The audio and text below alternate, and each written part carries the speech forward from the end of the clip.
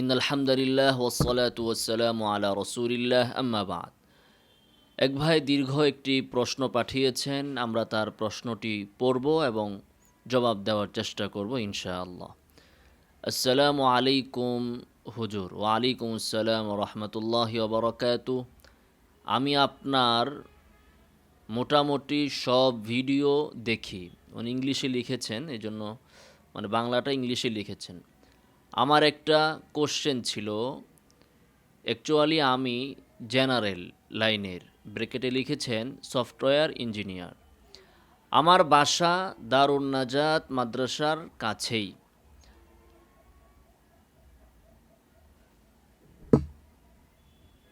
এরপরে তিনি লিখেছেন, আপনি তো মিলাদ কিয়াম ঈদে মিলাদুন্নবী সাল্লাল্লাহু আলাইহি ওয়াসাল্লাম নিয়ে বলেছেন, আগে এগুলো করা হইতো যেহেতু এই মসজিদে প্রতিদিন জুমা শেষে হয়।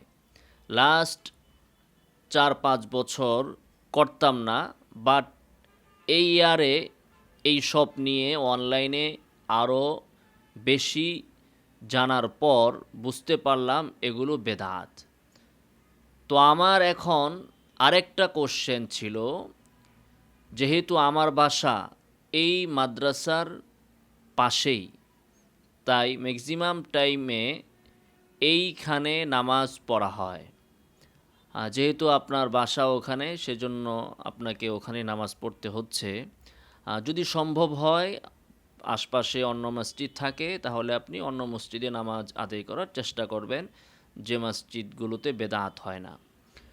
তো এই জায়গায় ফজর নামাজ এর শুরুতে একামত দেওয়ার আগে সবাই পাগড়ি পরে বসে থাকে রেডি হয়ে। দেন মুয়াজ্জিন যখন হাইয়া আলাল ফালাহ বলে, তখন সবাই একসাথে দাঁড়ায়।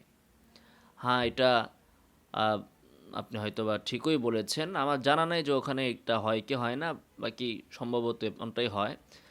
তো আপনি এখানে বলেছেন যে সবাই এই পাগড়ি পরে নামাজের জন্য প্রস্তুত হয়ে বসে থাকে। হাইয়া আল ফালাহ বললে একসাথে সবাই দাঁড়িয়ে যায়। হ্যাঁ, এটা হচ্ছে বর্তমান বিশ্বে বেদাতি মসজিদ চেনার একটি সহজ উপায়। মসজিদ কখনো বেদাতি হয় না। উদ্দেশ্য হচ্ছে যে সকল মসজিদের কর্তৃত্ব বেদাতিদের হাতে, সেটা বুঝার একটা সহজ তরিকা হচ্ছে, আপনি যে মসজিদে দেখবেন যে সব মানুষ বসে আছে, ইকামত শুরু হয়ে গিয়েছে, বসে আছে, এরপরে হাইয়া আলাল ফালাহ বলার সময় ঠাস করে সবাই একসাথে দাঁড়াবে, তো আপনি বুঝে নিতে পারেন যে এটা একটা বেদাতি মসজিদ। দেখুন কত মজার একটা বিষয়।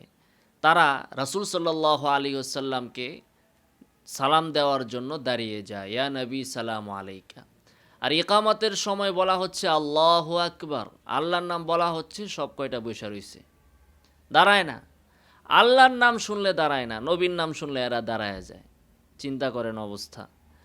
আচ্ছা, তো ইকামতের সময় আমি কথাটা আবার বলছি, হাইয়া আলাল বা হাইয়া আলাল ফালাহ বলার সময় দাঁড়ালে গুনাহ হবে, বেদাত হবে, বিষয়টা এমন নয়। তবে যে মসজিদে আপনি এটা দেখবেন যে সব বৈশা রইছে, হাইয়া আলা ফালাহ বলার সময় একসাথে সব দাঁড়াইছে, নিঃসন্দেহে আপনি বুঝতে পারবেন ওটা বেদাতি মসজিদ। কারণ যে মসজিদে মিলাদ হয় না, কিয়াম হয় না, ঈদে মিলাদুন্নবী হয় না, নবীকে হাজির নাজির জানা হয় না, নবীকে আলিমুল গায়েব জানা হয় না, এমন কোনো মসজিদে এই পদ্ধতি প্রচলিত নাই যে ইকামত শুরু হয়ে যাওয়ার পর মুসল্লিরা বসে থাকে আর হাইয়া আলাল ফালাহ বলার সময় দাঁড়ায়। এই পদ্ধতি শুধুমাত্র যে সকল মসজিদে এই বর্ণিত বেদাতগুলো আছে, ওই সকল মসজিদেই এই পদ্ধতিটা প্রচলিত। আপনি হারামাইনে যান, আপনি সমস্ত সৌদি আরবিয়ার মসজিদগুলোতে যান, আপনি বাংলাদেশের বাইতুল মুকাররম সহ বাংলাদেশের হাটহাজারী মাদ্রাসা আছে, যাত্রাবাড়ি বড় মাদ্রাসা আছে, ফরিদাবাদ মাদ্রাসা আছে, আরও যত মাদ্রাসা প্রতিষ্ঠান আছে, এরপরে বহির্বিশ্বে আরও যত প্রতিষ্ঠান আছে, যেখানে মিলাদ কিয়াম নাই সেখানে আপনি এই প্রচলনটা পাবেন না, যেখানে বেদাত আছে সেইখানে এই প্রচলনটা আছে। এরপরে উনি জিজ্ঞাসা করেছেন, এই জিনিসটা শুধু আমি এই মসজিদে দেখছি, অন্য সব জায়গায় তো দেখি একামত শুরু হওয়ার সময়ই সবাই কাতার সোজা করে দাঁড়ায়, এখন এইটা কি ঠিক আছে নাকি উভয়টা নাকি দুইটা প্রসেসই ভ্যালিড কিনা, দুইটা প্রসেসই ভ্যালিড কিনা, যদি কাইন্ডলি অ্যান্সার দিতেন। ওনার নাম্বার হচ্ছে, মোবাইল নাম্বার দিয়ে দিচ্ছি, নাহলে আবার বেদাতিরা বলবে যে বানিয়ে আমরা এগুলো বলি। ওনার মোবাইল নাম্বার হচ্ছে 01-888-00-8819। তো ওনার প্রশ্নের উত্তর হচ্ছে, ভাই আপনার প্রশ্নের উত্তর হচ্ছে এই যে রাসূলুল্লাহ সাল্লাল্লাহু আলাইহি ওয়াসাল্লামের যুগে প্রচলন যেমনটা ছিল সেটা হচ্ছে হুজুর সাল্লাল্লাহু আলাইহি ওয়াসাল্লাম বলে দিয়েছেন বেলাল রাদিয়াল্লাহু তাআলা আনহুকে যে তুমি ততক্ষণ পর্যন্ত ইকামত শুরু করবে না যে পর্যন্ত না তুমি আমাকে দেখতে পাবে, অর্থাৎ আমাকে দেখার পর তুমি ইকামত শুরু করবে। অর্থাৎ হুজুর সাল্লাল্লাহু আলাইহি ওয়াসাল্লামের হুজরাগুলো আর মসজিদ লাগালাগি ছিল। তো হুজুর সাল্লাল্লাহু আলাইহি ওয়াসাল্লাম ওনার হুজরা থেকে বের হয়ে আসতেন, তো বের হতে দেখলেই বেলালকে বলা ছিল তুমি একামত শুরু করবে। আর বেলাল যখনই একামত শুরু করতেন সঙ্গে সঙ্গে সাহাবায়ে কেরামগণ দাঁড়িয়ে কাতার সোজা করা শুরু করে দিতেন, এবং রাসূল সাল্লাল্লাহু আলাইহি ওয়াসাল্লাম তার নিজ জায়গায় আসার আগ পর্যন্ত, নিজ জায়গায় আসার পূর্বেই সাহাবায়ে কেরামের কাতার সোজা হয়ে যেত। আবার কথা বলছি, এটা হুজুর সাল্লাল্লাহু আলাইহি ওয়াসাল্লামের জামানায় প্রচলন ছিল এটা যে বেলাল রাদিয়াল্লাহু তাআলা আনহু রাসূল সাল্লাল্লাহু আলাইহি ওয়াসাল্লামকে দেখে একামত দিতেন। রাসূল বের হয়েছেন তার হুজরা থেকে, এটা দেখে তিনি একামত শুরু করতেন, আর একামত শুরু হওয়া মাত্রই সাহাবায়ে কেরাম দাঁড়িয়ে কাতার সোজা করতে আরম্ভ করতেন, তারা হাইয়া আলাল ফালাহের জন্য বসে থাকতেন না। এবং হুজুর সাল্লাল্লাহু আলাইহি ওয়াসাল্লাম তার স্বীয় স্থানে আসার পূর্বেই সাহাবায়ে কেরামের কাতার সোজা হয়ে যেত, যে পর্যন্ত কাতার সোজা না হতো রাসূল নামাজ তার স্থানে আসতেন না, নামাজও শুরু করতেন না। কাতার আসার আগেই সাহাবায়ে কেরামের কাতারটা সোজা হয়ে যেত। তো এই ছিল ওনাদের প্রচলন। এবং বর্তমান যুগের এই যে সিস্টেমটা, এখানে আপনি দেখবেন যে ইকামত শুরু হয়ে গেছে, আল্লাহর নাম নেওয়া হয়েছে, তারা বসে আছে, যদিও আল্লাহর নাম নেওয়া অবস্থায় বসে থাকা কোনো বেয়াদবি না, কিন্তু তারা দুরূদ পড়লে দাঁড়ায়, সালাম দিলে দাঁড়ায় নবীর উপরে, আর আল্লাহর নাম নিলে বসে থাকে। তো বসে থাকে ঠিক আছে, একামত শুরু হয়েছে, শুরু হওয়ার পর কোনো ব্যক্তি মসজিদে ঢুকছে, যেমন ইমাম মসজিদে ঢুকছে একামত শুরু হওয়ার পর, তো ইমাম একামত শুরু হওয়ার পর মসজিদে ঢুকে প্রথমে বসা যায়, এরপরে হাইয়া আলাল ফালা বললে দাঁড়িয়ে যায়। অথচ হাদিসে আপনি কি পেলেন? হুজুর সাল্লাল্লাহু আলাইহি ওয়াসাল্লাম হুজরা থেকে এসে সোজা তার স্থানে আসতেন এবং বসতেন না, এবং কোনো সাহাবিও একামত শুরু হওয়ার পর প্রথমে বসেছেন, হাইয়া আলা ফালা বলার পরে দাঁড়িয়েছেন, এমন কোনো হাদিস নাই। অতএব এই কাজটা সম্পূর্ণরূপে বেদাত। কোনটা? যে একামত শুরু হওয়ার পর ইমাম এসে প্রথমে বসবে, এরপরে দাঁড়াবে, এটা সম্পূর্ণ বেদাত। বা ইকামত শুরু হওয়ার পর একজন মুসল্লি মসজিদে প্রবেশ করে প্রথমে বসবে, এরপরে দাঁড়াবে, এটা সম্পূর্ণ বেদাত। হ্যাঁ, যারা বসে আছে তারা কখন দাঁড়াবে এটা নিয়ে ইখতিলাফ আছে, মতবিরোধ আছে। ইমাম মালিক রাহিমাহুল্লাহর মাযহাব হচ্ছে, এক মত হচ্ছে যে সঙ্গে সঙ্গে দাঁড়িয়ে যাবে, আরেক মত হচ্ছে মানে ইকামত শুরু হওয়ার সঙ্গে সঙ্গে দাঁড়িয়ে যাবে, আরেক মত হচ্ছে যার যখন সুবিধা হয়, কেউ অসুস্থ, কেউ স্বাস্থ্য বেশি, সে আস্তে আস্তে দাঁড়াচ্ছে, কেউ জীর্ণশীর্ণ সুস্থ যুবক, সে আল্লাহু আকবার বলার সঙ্গে সঙ্গে দাঁড়িয়ে যাবে। তো ইখতিলাফ আছে, বিভিন্ন মত আছে, কিন্তু এরকম মত নাই, কারো মতই এরকম না যে ইকামত শুরু হওয়ার পর বাহির থেকে ইমাম এসে বসবে, এরপরে দাঁড়াবে। অথবা মুসল্লি এসে বসবে এরপরে দাঁড়াবে, এরকম কোনো মত নাই। হ্যাঁ, যারা বসা আছে তাদের দাঁড়ানোর সময়টা কখন, এই বিষয় নিয়ে ইখতিলাফ আছে। হানাফি মাযহাবগুলোতে যে বলা হয়েছে হাইয়া আল ফালাহ বলার সময় দাঁড়ানো, এটার আল বাহর রায়েক সহ ফিখের গ্রন্থগুলোতে এটার ব্যাখ্যা দেওয়া হয়েছে। এটার ইল্লত বলা হয়েছে এই যে হাইয়া আল ফালাহ এখানে দাঁড়ানোর আদেশ আছে, দাঁড়াতে বলা হচ্ছে, তো দাঁড়াতে বলার পরে বসে থাকার কোনো সুযোগ নাই। তার মানে হচ্ছে হানাফি ফকিহগণ এটাকে স্পষ্টভাবে বলেছেন যে হাইয়া আলাল ফালাহ বলার পরে বসে থাকার আর কোনো সুযোগ নাই, দাঁড়াতেই হবে। কিন্তু এর আগে দাঁড়ানো যাবে না বা অনুত্তম হবে বা এই পর্যন্ত অপেক্ষা করতে হবে, এইটা এই বক্তব্যের উদ্দেশ্য নয়। এরপরেও যেখানে রাসূল সাল্লাল্লাহু আলাইহি ওয়াসাল্লামের হাদিস স্পষ্ট, সেখানে ফিখের কিতাবের কোনো এক কিতাবের অস্পষ্ট বক্তব্য নিয়ে লেগে থাকার, পড়ে থাকার মন মানসিকতা, যার ভিতরে হাদিসের প্রতি অবজ্ঞা আছে, হাদিস মানার ইচ্ছা যার নাই, সেই করতে পারে। চলুন আমরা হুজুর সাল্লাল্লাহু আলাইহি ওয়াসাল্লামের হাদিসের ভিতরে চলে যাই। মুসান্নাফ আব্দুর রাজ্জাক 1942 নং হাদিস। আব্দুর রাজ্জাক ইবনু জুরাইজ থেকে বলেন, আখবরানি ইবনু শিহাবিন আন্নান নাস কানু সাআতা ইয়াকুলুল মুআযযিনু আল্লাহু আকবার ইউকিমুস সালাতা ইয়াকুমুন নাসু ইলাস সালাহ। মুয়াজ্জিন যখন আল্লাহু আকবার বলতো, তখন ওই লোকজন কাতার সোজা করে ফেলতো, নামাজের জন্য দাঁড়িয়ে যেত। ইউকিমুস সালাহ ইয়াকুমুন নাসু ইলাস সালাহ ফালা ইয়াতিন নবিয়্যু সাল্লাল্লাহু আলাইহি ওয়াসাল্লাম মাকামাহু হাত্তা ইউআদ্দিলাস সুফুফ। যে পর্যন্ত কাতার সোজা না হতো সে পর্যন্ত হুজুর সাল্লাল্লাহু আলাইহি ওয়াসাল্লাম তার স্থানে আসতেন না।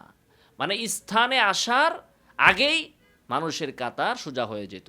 তো এখানে আমরা স্পষ্টভাবে এটা পেলাম যে হুজুর আল্লাহু আকবার সাআতা ইয়াকুলুল মুয়াজ্জিন আল্লাহু আকবার, আল্লাহু আকবার বলার সঙ্গে সঙ্গেই মুসল্লিগণ নামাজের জন্য দাঁড়িয়ে যেতেন।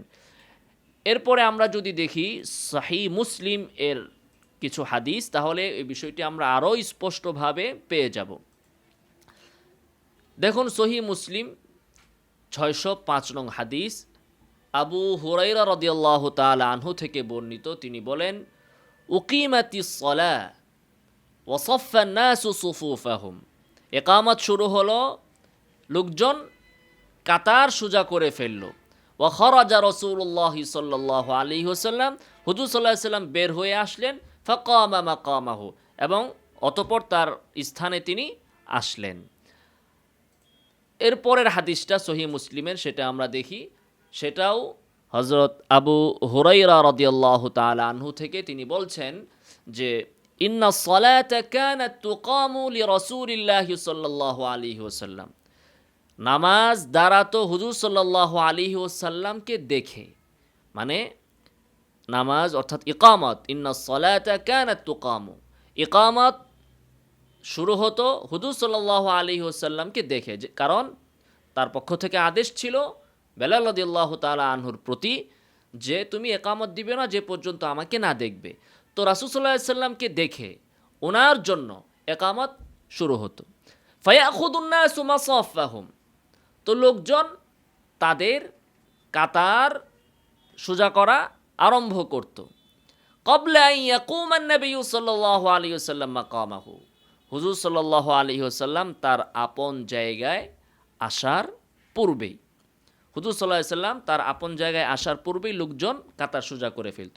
তো এ সকল হাদিসের কোথাও নাই যে হাইয়া আলাল ফালাহ পর্যন্ত সাহাবায়ে কেরাম বসে থাকতেন, বরং স্পষ্ট দেখতে পাচ্ছি যে হুজুর সাল্লাল্লাহু আলাইহি ওয়াসাল্লামকে দেখে কাতার ইকামত শুরু হতো, লোকজন কাতার সোজা করে ফেলতো, হুজুর তার জায়গায় আসার পূর্বেই কাতার একেবারে পরিপূর্ণভাবে সোজা হয়ে যেত, কোনো অস্পষ্টতা নাই।